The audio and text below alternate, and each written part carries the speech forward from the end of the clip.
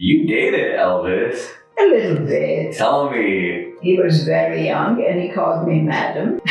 Oh, he was younger than you? No, he wasn't. But he was a southern, very polite young man. The colonel was hovering with him, and later on, of course, that became very questionable.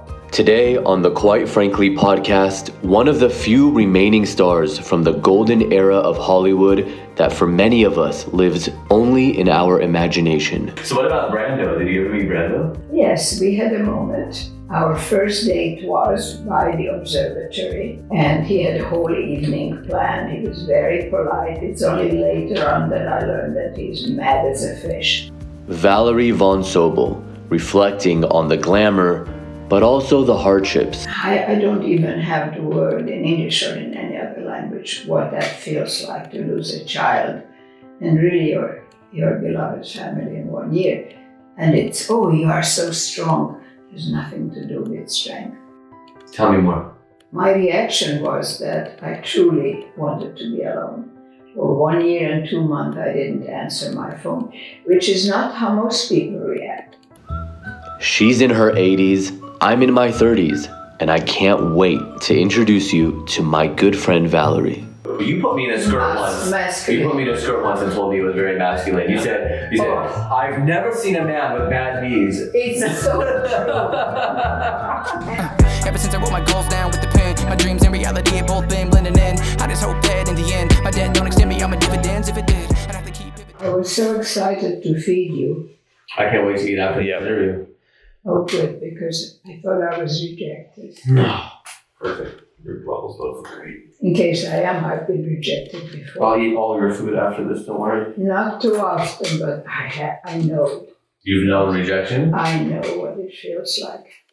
Every actress takes it personally. There's no way to escape that.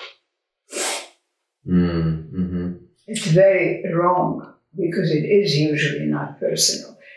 Not tall enough, you don't have green eyes, you are too thin or too fat, you don't look good with the leading man, fuck you. And it always feels personal. No getting away from it. Well, speaking of that, we're recording this interview not long after the 2023 Oscars. You were there, or tell me about your week. Yes, I was there. I've been there probably. The first Academy Award that I attended was the 43rd. And now it's the 76th or something. So that was 1962. And I was invited to be a member of the Academy when there were only 800 members. How many are there now? Over 9,500, and internationally another 10,000, because the Academy has become a very big business. How long have you been a member of the Academy itself? How many years? In 1961. You count. I have given up. But I'll tell you something funny. 2 years ago, they printed a bottom.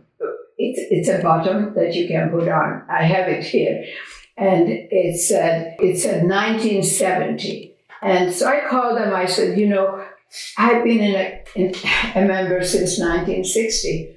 And why did you print 70? Oh, but Miss Varda, we don't have anyone alive from that time. Whoa. Yes, it made me feel wonderful. Well, to give some people perspective, who in that year, like your first time ever attending, who would have been nominated for Best Actor, Best Actress?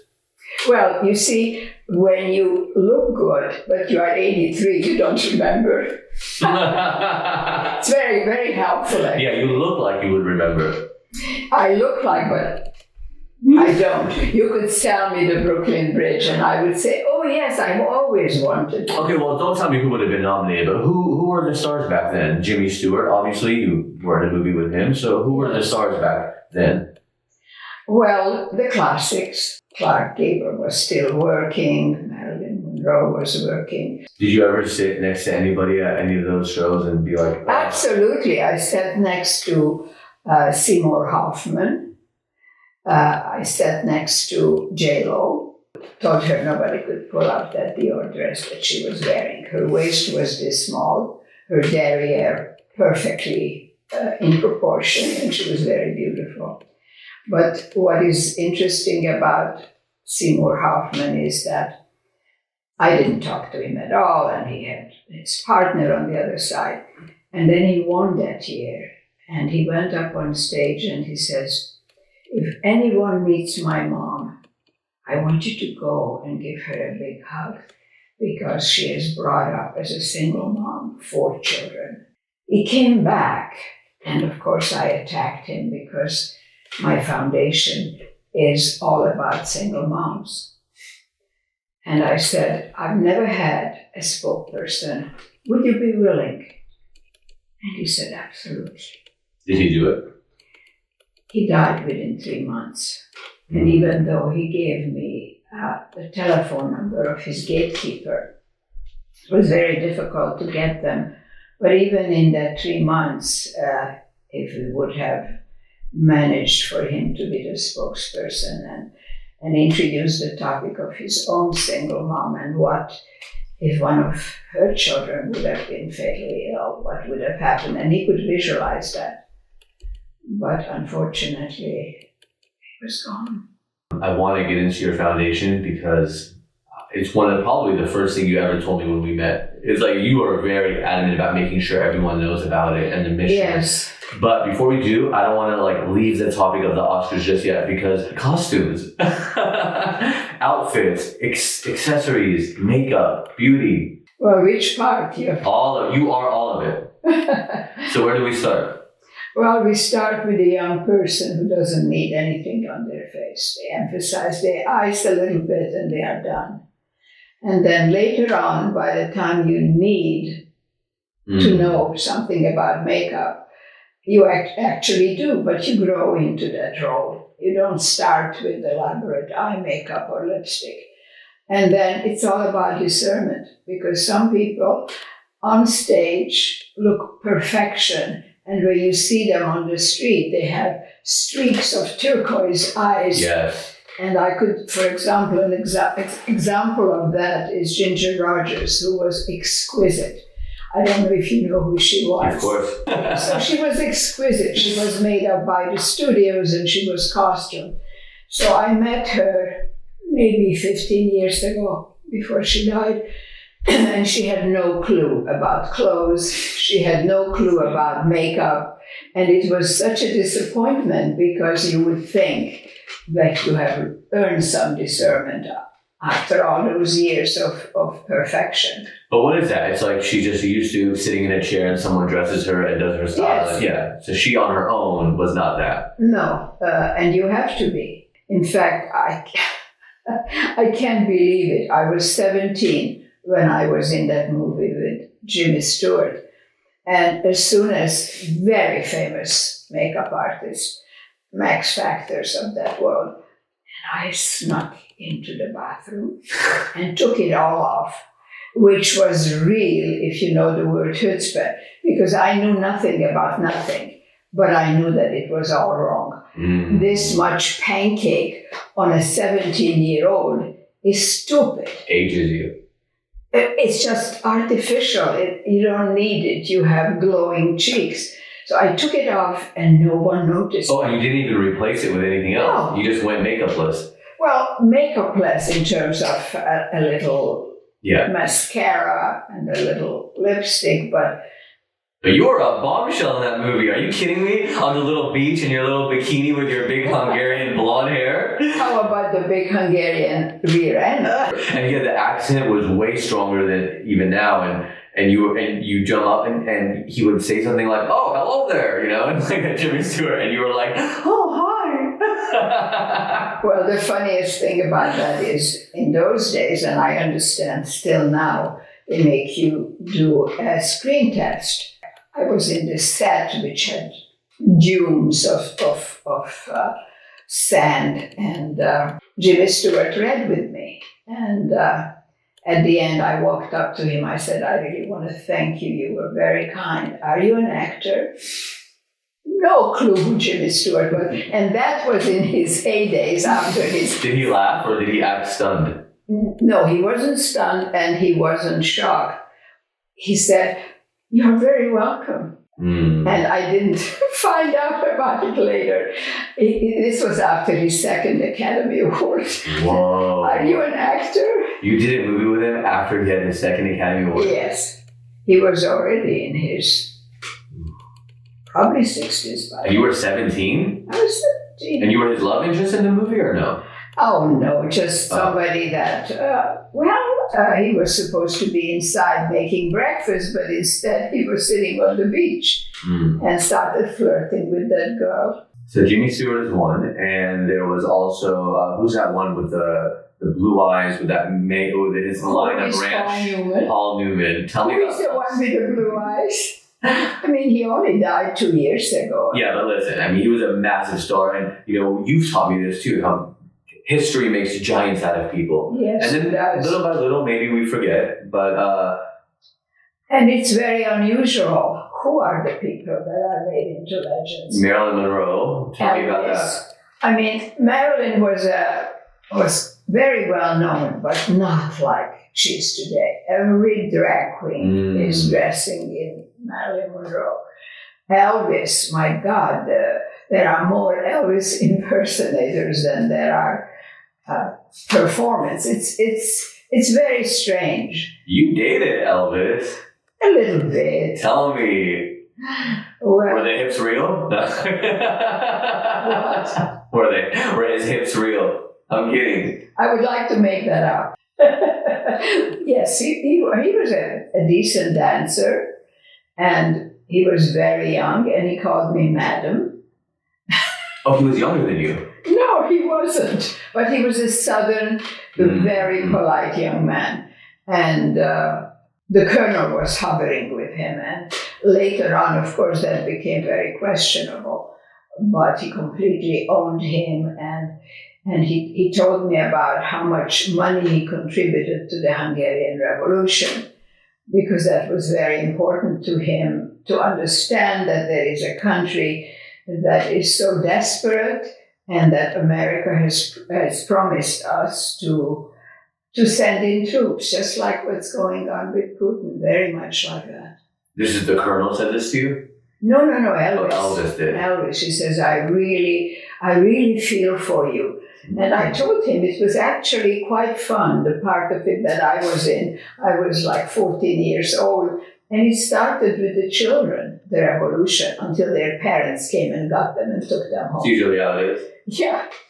Hey, did you know that there is one phase of sleep that almost everyone fails to get enough of? And this one phase of sleep is responsible for your body's daily rejuvenation, repair, controlling hunger, weight loss hormones, boosting energy, and so much more. And I'm talking about deep sleep. And if you don't get enough, you'll probably always struggle with cravings, slow metabolism, premature aging, or even worse conditions. So why don't people get enough of this one important phase of sleep? A big reason is magnesium deficiency. 80% of the population is deficient in magnesium, and magnesium increases GABA, which encourages relaxation on a cellular level, which is critical for sleep. Magnesium also plays a key role in regulating your body's stress response system. So those with magnesium deficiencies usually have higher levels of anxiety and higher levels of stress, which negatively impacts sleep as well. Now, before you go out there and just buy any magnesium supplement, because I know there are a lot on the market, it's important to understand that most products only have 1 or 2 types of magnesium, when in reality, your body needs all 7 forms of magnesium for essential sleep. That's why I recommend and take regularly Magnesium Breakthrough from BioOptimizers. Magnesium Breakthrough contains all 7 forms of magnesium designed to help calm your mind and help you fall asleep, stay asleep, and wake up refreshed. The deep sleep benefits are really noticeable. So visit magbreakthrough.com/quite frankly and order now. I'll also make sure and link that in the show notes. Go now to magbreakthrough.com/quite-frankly to get your Magnesium Breakthrough and find out this month's free gift with purchase. For people who, I just watched a movie myself that just came out that was nominated. I honestly didn't watch the Oscars, so I don't know. Did he win? Austin Butler? You know, He did? I No, don't he did not. know. Okay, he I did not. don't know, and I Graham watched it. says no. And what was outstanding to me is this film that won. I kept on watching it. What was it? Everything, everywhere, all at once. What was the name of the movie? That? I just said that. Everything, Can you everywhere. believe I never heard of it? It won Best Actress, Never heard of it. Best Movie, Never heard of that either. Best Supporting. Haven't heard of him either. Well, the acting was brilliant. The movie was a catastrophe. You get pulled into it like hoping that there is a denouement, there is something you can Whoa. make no sense whatsoever. It was like somebody's nightmare. Did you like this or not? Like I hated it. Do you remember you and I, like years ago, laid in bed together? You and your little silk. Oh, goodness. We laid in bed. It was late at night. We were watching a movie that won an Oscar, and both of you looked at each other, and we were like, "What is this?" It was a foreign film, and both of us kept hoping something would happen. And it never did. Beautifully shot. We both agreed, but nothing. We're like, This nothing was is not happening. beautifully shot. There were some tricks of the trade. There were some blurred beautifully. But the story, my God, it must have been written by someone who was very high, and not on weed, but heroin. I mean, he was out of his mind. And it was very much to me like the Emperor's Robe. Because people were applauding it. It had no plot. It was just a continuous, I don't know, mind-fucking. I love hearing you say that. So we talked about Monroe. So you're saying history made a giant out of her? Yes, because drag queens look good like Marilyn Monroe. I would think the Norma Shearers, the Irving Thalbergs, the people. But they don't look good in a miniskirt. I disagree. So what about Brando? Did you ever meet Brando? Oh, yes. And? Yes, we had a moment. Our first date was by the observatory in Griffith Park. And he had a whole evening planned. He was very polite. It's only later on that I learned that he's mad as a fish. But that was eccentricity. He looked like a demigod. He was at his most beautiful. And was he tall? I don't know. Not particularly, but incredibly charismatic and handsome. So then we went to a restaurant that, believe it or not, still exists. Which one? 50 years later. Chianti on Melrose. And what I can't imagine is that then we went to the theater on La Cienega, and there were a lot of photographers, and not one exists from that day that I would give my eye tooth to. What does that mean? That we were photographed together, and I don't have anything photographed together. And then I've had 7 dachshunds still, because I fell in love with his little dog. So I've had dachshunds all my life. Is that why? Yeah. What was it? Do you remember his dachshund's name? Nope. But you fell in love with it, and you ended up I've getting had them? 7 of them over my lifetime. Wow. It's the most interesting, the most beautiful.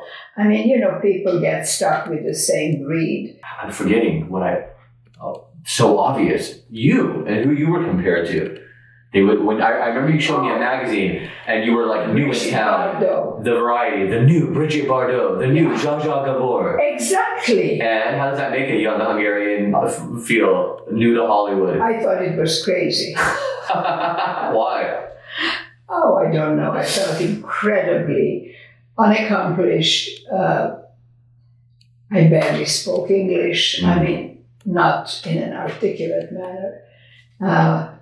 And Bardot could dance and even sing. I could do none of those things. It would have all gone differently if I did. I was auditioned for that part that Anne Margaret got because she could sing and dance. It's a very good thing to have in your repertoire. And you were right. I mean, like you're right. You would have, because you were in it. You had the right agents, the right everything. I had the right studio. The right studio. And they always want to make the contract players work because they make money on you. And they were welcome. Mm-hmm. And then, so I, introduced you as Valerie Sobel or Valerie von Sobel, but your name in Hollywood, if somebody was looking for it, would be Valerie Varden. And that came because... Yes, it would be. Tell me why. Well, because that was the name that was sort of publicized a little bit. But given to you, right? Like the same person that created Marilyn Monroe created Valerie Varden. That was the great Jerry Wald. And why was he great? He was a producer that actually kept 20th Century Fox afloat. Peyton Place and all those series. And they made a very long-running Broadway play about him called What Makes Sammy Run. And so when he put me on the contract, he says, you can choose any name with V. You can be Vanessa. And I went like that. And I said, why? He says, because MM has worked very well for me. And he means Marilyn Monroe. It meant Marilyn Monroe. So yeah, you can be Vanessa Vanda. I said, please give me another option. And then he says, would you like to be Valerie? And I said, no, but I'll take it.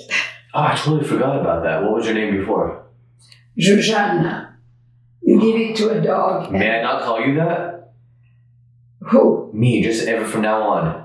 Sure, you can if you can pronounce it. Zsuzsanna. Are you kidding me? Zsuzsanna? Very well. What could be easier, harder? What could be easier? I don't know. You give it to a dog and they die of word poisoning. Zsuzsanna, I like that. Yes, it's okay. But it's... I mean, I think Zsa. Like, why would you think that wouldn't work? It's exotic. No, Zsa worked very well. Oh, because it was Gabor, Zsa Gabor? I don't know, but it was very good name, Zsa. But Zsuzsanna. What would your mom say about you criticizing the name she gave you like that? Oh, I think that she was way beyond that.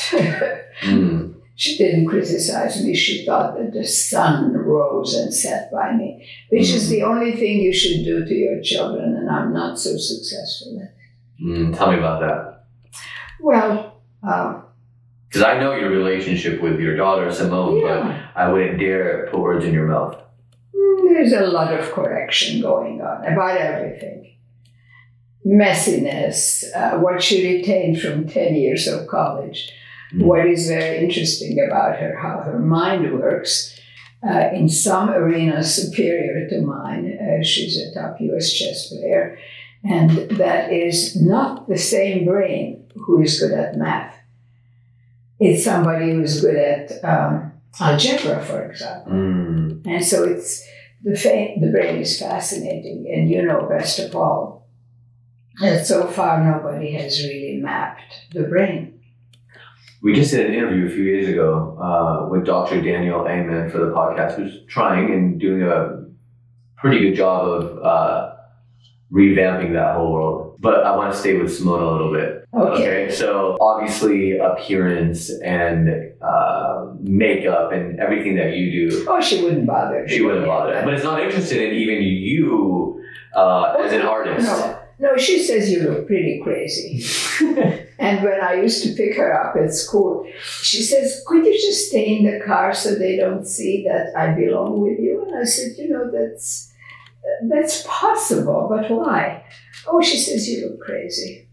I don't think I ever looked crazy. Not in my mirror. And I've seen the pictures of you back then as well. But when I walked in, the first thing was, your shirt looks plain and I want to chop off your hair. Oh, just a little bit.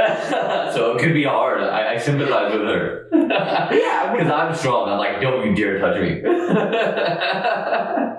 Well, she has less confidence than you do. And I wanted to ask you, Andrew Hoffman was your doctor, yeah? People won't know who that is. Andrew Hoffman. It's not Andrew. Who is it? Remind me again. Dr. Hoffman invented LSD, and probably they coined it's Albert Hoffman. They probably coined the word psychopharmacology with his work, and I was very fortunate to have known him in the late 60s, and he saved my life. I developed a horrible panic disorder, and I think, interestingly enough, it came from a drug called escatrol. It was an upper like no uppers. It's been taken off the market. But there was a studio doctor who eventually lost his license. I don't know if you remember a movie called The Valley of the Dolls. Yeah, oh yeah. And it was very true. He would give you anything to be thin. And he started me on 1 escatrol a day. I went up to 18. And what? He kept on prescribing it until I had vascular damage and developed a panic disorder. And in those days, there was really no psychopharmacology. So he lived in Basel, but he had a team here, and he would come here frequently. And it was absolutely amazing. You don't just give a pill for that. You create a cocktail, and it has held me to this day. To this day. And many times, of course, receptors close up in the brain, so a medication doesn't stay with you, or you have to increase the dosage.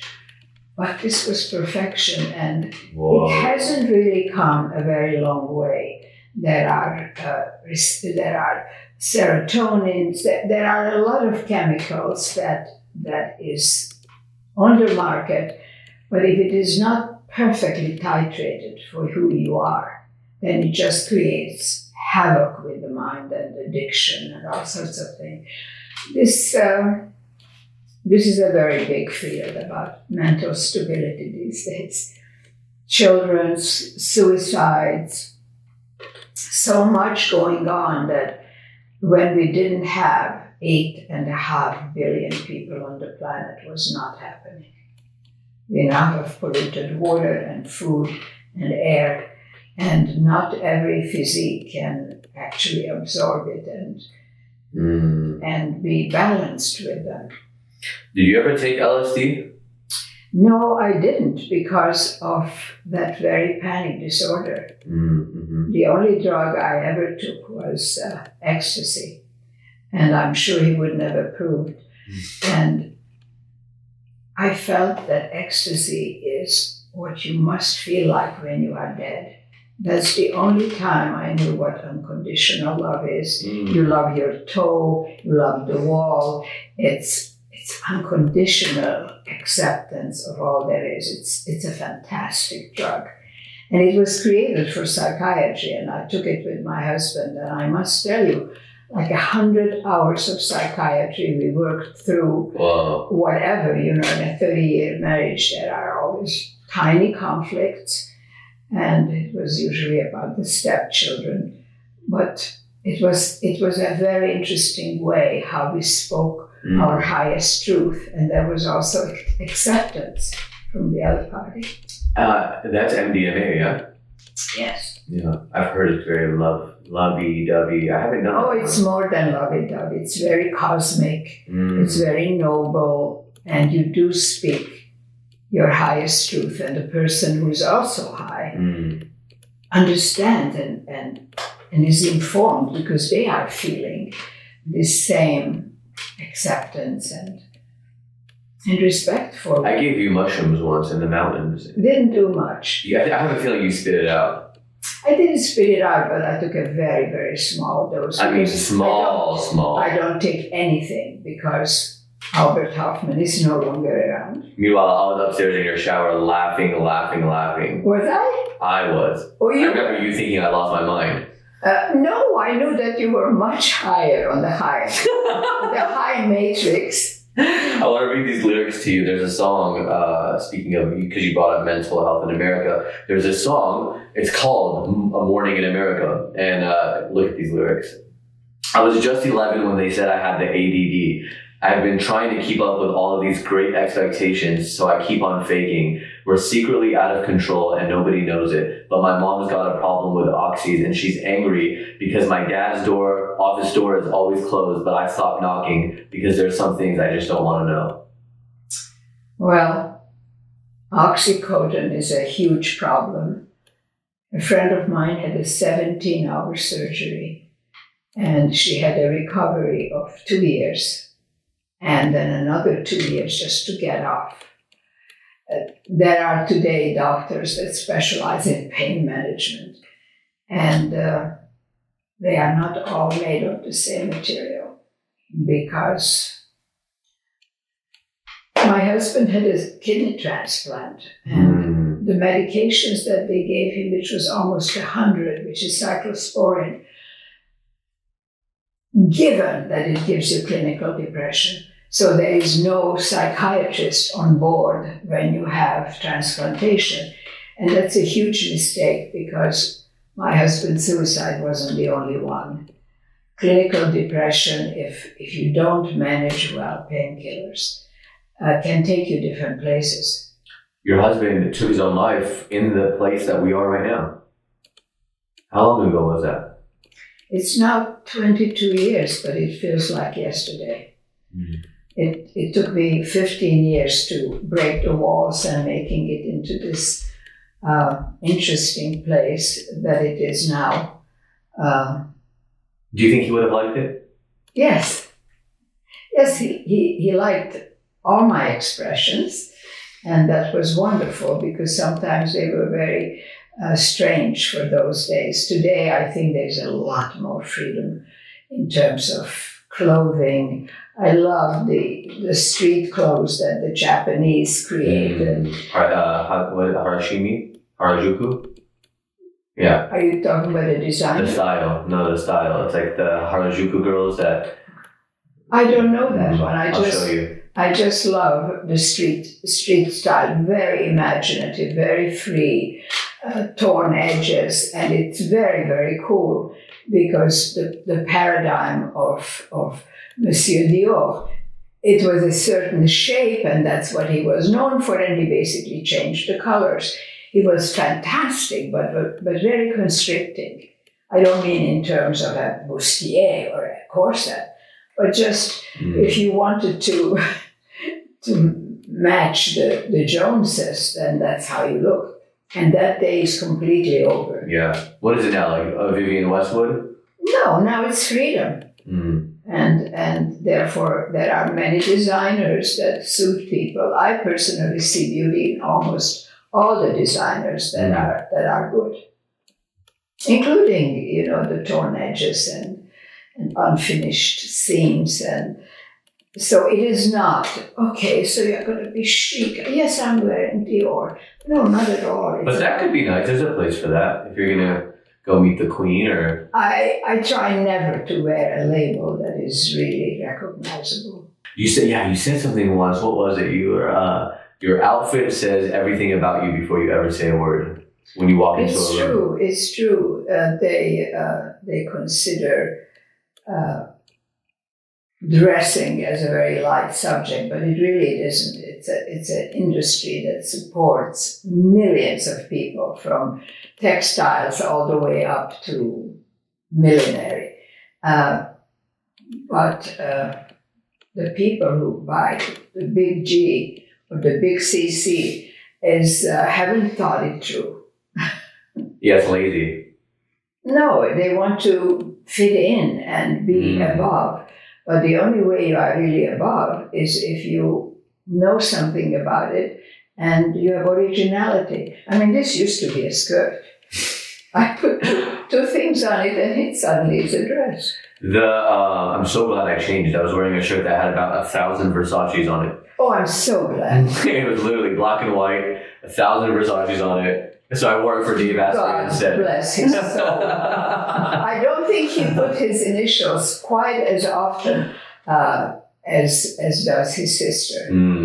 Donatella is not the creator, he was. Right. She just kind of picked it up. Is there a designer behind that brand, or is his sister the actual designer? No, she's not. You know how there's like creative directors of every brand? And they change, Yeah. like you change underwear. And so when they go back is to the archives and they try to emulate the original mind.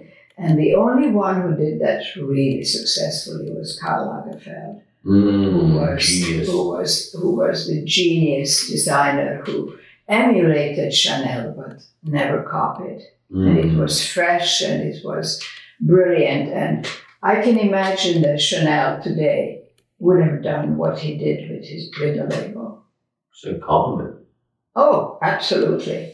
Well, there's a famous, well, maybe not famous, but you and I know it, Chanel quote that is, my two favorite people are geniuses and peasants, or something. You know, they are so artificial. I have a book. Oh, no, I'm so sorry. I have to correct that because it's going to be on the record before you continue. It was Diana Vreeland said about Chanel, my favorite people are geniuses and peasants, and she was both. Because she was very clever. But all the quotes by Chanel are so artificial and so much. You think about a person chewing a pencil. Okay, so I'm going to create a quote that will go down in history. And some people quote it. I will show you the Chanel quote book, and I also have... I know the one you're talking about. You've showed it to me before. But Vreeland was the real artist. Vreeland. Whew. Oh. One of the most incredible people in history. If people don't know who that is, oh my God. Okay, so she made Harper Bazaar, and then she became editor of Vogue. And then created the Met Ball. No, she created the Met costume wing. The Met Ball came with Anna. Is that right? Oh, absolutely. Okay. No, she curated the Met. Diana Vreeland did. And then Anna created a ball. Created something highly desirable. Everybody wants to be there. And they are wearing very creative clothes. Nobody goes there in their little black dress. You'd like to be there, huh? Well, I could be, but it costs $30,000. Regardless who you are, there are really not many invited people there because it is a small room, at least compared to how many people want to be there. Right. Yeah, it's interesting. One time I did an interview with a poet laureate. I was in college still, like for the college paper. I remember going to his little apartment here in Beverly Hills, and he was like, I refuse to get a star on the Walk of Fame. I wish I could remember who this was. And I said, why? And he said, they make you pay $30,000 a year or whatever it was to maintain it. He's like, I refuse. It's the principle of it. What kind of a person would want to buy legacy? Right. First of all, there is no such thing because 99% of us don't remember the name of our great-great-grandmother. There is no legacy. We need to do in our lifetime what we need to do and never think that, oh my God, the next generation must know how to do this or how to do that. No, you only have one lifetime at a time. Like this, yeah, at a time. Exactly. I talked to somebody the other day, she was like, I don't know if I believe in past lives, but whatever she said. But I said, you're right though that we only live this one once. So at least we can agree there. Even if I believe in reincarnation and you don't, you're right that we both live this one currently. Well, I believe in reincarnation, but it's not as a comforting notion. Because if you are so out of control in every life and your input is minimal and you have a karma that you carry from the past and you're creating it now, it's not that comforting, but I do believe it's a fact. I mean, today with Kirlian photography, they can actually photograph the soul as it leaves its body. And that is energy. So energy doesn't die.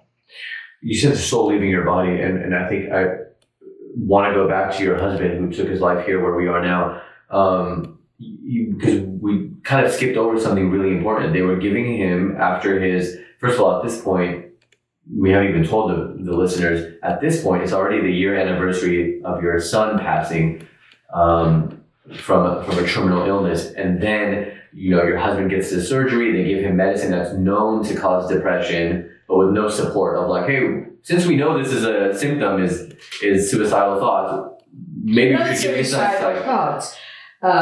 Well, depression is... Clinical depression is very different from being sad or being depressed because you didn't get that, or you can't do this or that. Clinical depression is a monster. And for the first time in my life, I experienced it last year. And it's almost a misnomer. It's not depression. It's a horrific thing that you can do very little about. It possesses you. It makes you want to pull the blanket over your head because you don't want to watch a movie or read a book or go outside in the sun or garden. I never thought that is possible. And of course, if you take a medication that is a given, it's the complete ignorance of the industry. His surgeons were very famous. Mendez, brother, or were those the mass killers? It sounded very much like that. They did Emperor Hirohito's transplant, but they were only interested in the organ. And that is, it shows you that we can have all the internet, the dots are not connected when it's important. Yeah, so the surgery part was successful, but but the patient died. And when was it that your mom? Because I remember there was three. My mother my son in January, my mother in June, and my husband in January on his anniversary. Yeah. I really don't know if I heard that from someone. I wouldn't ask immediately, what is your formula to have survived that? And I could only say one word, which is gratitude. Gratitude for what? Gratitude for what there still is. Gratitude of the understanding that comes from such I don't even have the word in English or in any other language, what that feels like to lose a child and really your beloved family in 1 year. And it's, you are so strong. There's nothing to do with strength. Just like, women who are CEOs in companies that 100,000 people, she's such a strong woman. They think that it's having a lot of employees or being successful. Power is really very silent. Tell me more. Well, my reaction was that I truly wanted to be alone. For 1 year and 2 months, I didn't answer my phone, which is not how most people react. There are a variety of responses. Many who just want to get back to their life as it was, and of course it doesn't happen. Yeah, some people want a distraction quick. Exactly. And I knew that I don't want a psychiatrist, that if I can't figure this out for myself, then I can't go on. And I didn't figure anything out, but your nervous system calms down. You start to think rationally. What are you going to do with the rest of your life? And I was very fortunate to be able to create a foundation. It has healed me because, strangely enough, when you are invested in somebody else's pain, you forget your own. And that's the only time you forget your own. Yeah, 14,000 people you've helped, families. And yes. Before I ask you to talk about that, we recorded a podcast with Zach Scal, who I told you about this. Dogs saved his life when he was. I did see it. And he was a heroin addict on the verge of death. They gave him 90 days, and he was considering taking his life, thinking how he would do it because they wouldn't even put a needle in him. They said it'll kill you. You're done. Like you'll bleed to death if we even put a needle in you. Go home, get your affairs in order. You're gonna die. And he said he looked at his dogs, his 3 dogs, and they just looked at him like he was the most amazing thing in the world. He was God in their life, Superman in their life, but he couldn't pay attention until he was off it. Yeah. And then you realize what really means anything, and the devotion of a dog is truly deep. They depend on you. They sometimes are annoyingly connected to you. But yes, I saw that episode and it was brilliant. And his little ambassador with 2 legs that was ran over by a car. And of course they wanted to just euthanize him. And he refused. He had to find a vet that would, because not only did it break its 2 front arms to the point of where they needed to be amputated, but the other bones in its body, almost every bone in the body was broken. Now, what I want to know is why people like him and people like you take something like that and say, I'm going to now put my energy into saving thousands of others. So he has now saved thousands of dogs through Marley's Mutts. You have saved thousands of families through your foundation, which is what? Compassion Can't Wait. Compassion Can't Wait. And just as that young man found his purpose, it made him survive. And his purpose was to honor the animals that helped him so much just with looking at him. Mm. I looked for my mission for a few years, and I became a CASA, which is a court-appointed special advocate. So you go into the MacArthur Hall where the young juveniles are. And after years of doing that, I realized, what do I know about teenagers who live under the bridges? And then on the Millennium 2000, I was at a big party that my brother gave. And I felt like an alien that was very close to my losses. So I went up in my room and I opened a book, and it was a quote by Goethe. It's rather long, but I always have it on me because it was really the impetus. It was a catalyst. When I asked the question, what do I know? Well, I know how it is to be a parent of a dead child. And what could be worse? And I tell you what came to me. What could be worse is if you don't have a husband, you don't have anyone around you who shares your sorrow, and you have no money. So when you have no money, is because they usually lose their job in order to be with their child. And to be clear, we're not saying you have no money. We're saying I was people, imagining these people that I'm helping have to support another child who's healthy. And there are about 400 people at any given time in Los Angeles who are living on the street with a dying child. In Los Angeles? In Los Angeles. 400? There are several kinds of people in the 10 cities. Those who have lost their mind, either through drugs or they were misunderstood since they were a child and they were put into the worst circumstances. There are also people who have really fallen on bad luck and have nowhere to go. And I know how that can happen to any of us. Yeah, there was somebody recently on a podcast interview, I can't remember who it was, and he said, he was somebody really successful and said, about anybody on the street, we're all one bad decision, one misunderstanding, one catastrophe away from that. A well-groomed person who suddenly has to be filthy and living on the street and hungry, and yet they are all there, and the humiliation destroys them. But that is the contrast of, if you believe that with each incarnation we have something to learn, then that painful lesson takes on a very different picture. Yeah, we are humbled, all of us humbled in different ways. But to get to the point where you actually don't have a home, you don't have a friend who wants to embrace that situation, then your life is either over or you find your own strength. Like Tony Robbins. I mean, he's a giant of a speaker, and he is driven by his truth. That's why for a couple of years I was a public speaker, because I can talk with authority about what this place is that I'm supporting. 95% of the people we help don't know where the check came from. Really? Don't know who paid their rent or the extra medical expenses. Why? It's very biblical.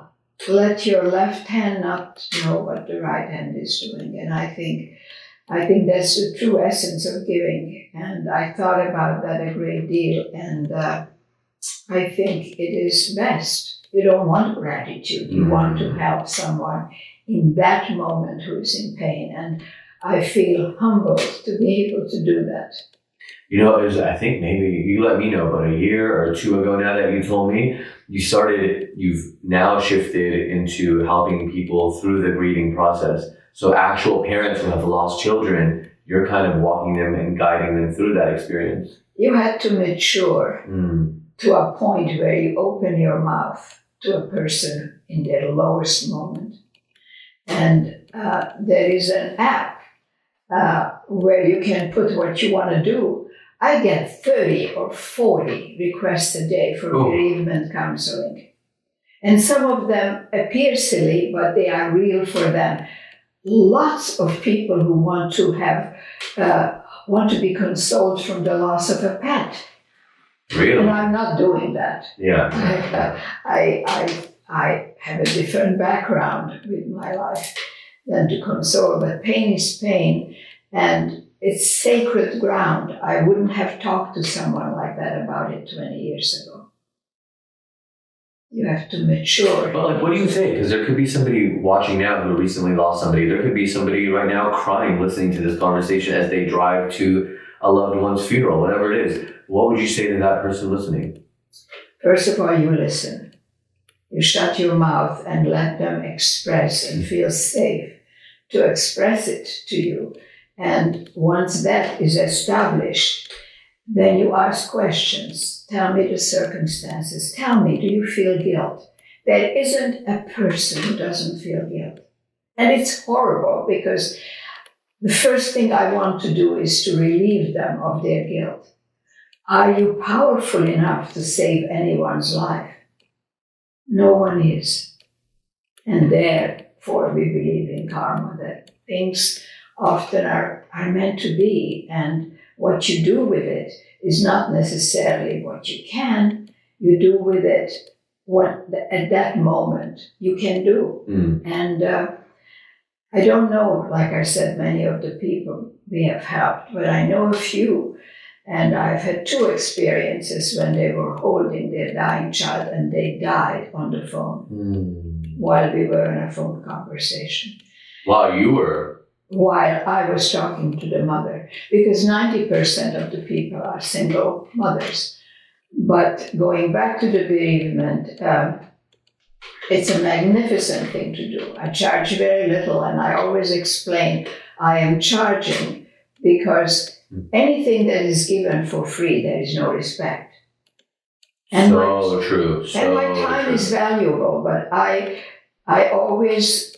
That first conversation is always for free. I don't even tell them, but I want to know the background. I want to have a measurement if this person have the ability to listen, if they can be open about it. Because all kinds of emotions, even humiliation. I couldn't save my child. The diverse reaction of people is a study in itself. I hate to admit this, but I got lost in your hat as you were speaking just now, and I was like mesmerized by it. What am I wearing? Tell the viewers, because tell the viewers, but also for the people who are listening to this on the podcast app, Valerie highly suggests that you click the YouTube version of this video and watch it, because you're really missing out. Graham, am I right? You're right. Yeah, this is. Yeah, we're missing out if you're doing yourself a massive disservice if you're listening to this only on a podcast app. So yeah, describe to me. And I've been in your closet. This is one of thousands of hats. Yes, I have. And no two alike. No, and they are usually vintage. from the 1940s, Wow. where they had a completely different take on hats. Yet they were that constricting thing we were talking about. You wore a different hat for tennis matches or the funeral or for Easter.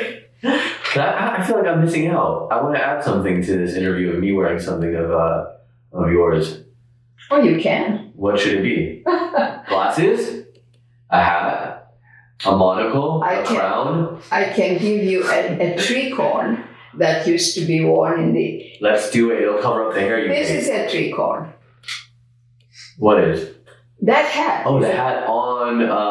but people might not see it on camera. I don't know if it's capturing it, but the... Well, it's 18th century footmen who are wearing black stockings. Let's do it. And a black triangular hat and a big bow in the back, because the long hair really comes from that, and I think it's very muscular. Let's do it. You put me in a skirt once. Masculine. You put me in a skirt once and told me it was very masculine. You said, I've never seen a man with bad knees. It's so true. And I thought after that you will be always showing up in a kilt. A kilt. It was a kilt, not a skirt. I was being dramatic. Can I actually wear the hat? Yeah. For the rest of this interview? Yes. Okay, let's go do it. I have to go and find it. I'll go with you. Let's go. Let's go to the boudoir. As you were putting this hat on me, you said, ask me about the history of veils. Well, actually, veils are usually worn by older people because it takes away where the expression wrinkles are. So it's very clever. Nobody wears a veil these days. Not a spring chicken like me. No, not somebody who, well, men never had that advantage. But for example, last night I slept on my right side. Do you see this puffiness? No. There's a huge The lighting is really good. Oh, okay, a little bit. Okay, so there's a big puffiness. Yeah. This is what you learn from the industry. Do you know what you put on it to make it go down? Hemorrhoids. I did know that. Yeah, I learned it from a famous model. What? Hemorrhoid cream under your eye? It works. Did you do it? Yes, I have. Did it help? Yes, it did. It was wilder earlier. I sleep on a pillow called Save My Face. It's silk, and it doesn't so you can sleep on your side, and it doesn't crease the face. And it also has a little C shape, so when I sleep in the side, my face just goes like. But hold on, let me do it today. Go like this, and so literally nothing is touching my face. Well, I would like to see that pillow because I'll get you one. No, I want to try it because most of them. Well, anyway, I also have silk because it does good to your skin. Yeah, it's helpful. It is helpful. You were. Tell me about standing in line for one orange or whatever it was. You told me the story years ago. Yeah, it was very deprived country. Yes, once a year at Christmas, they would bring in the oranges from Jaffa in Israel. Most people have never tasted a banana, which is a very, very, unlike any other fruit's favorite. Hungary was very much behind the Iron Curtain since I was born. Wow. And there were a lot of things that were not available. That's why I think it was so spiced to just cover up. Paprika on everything. Yeah. Isn't paprika Hungarian? Paprika is very Hungarian and it's sweet. And people confuse it with chili. Yeah, no, let's go back to Diana Vreeland a little bit and circle back. One of my favorite quotes. She says, everybody needs a little bad taste. Bad taste is she said, bad taste is like paprika. You need a splash of it in everything. Well, I would correct it to dissonance.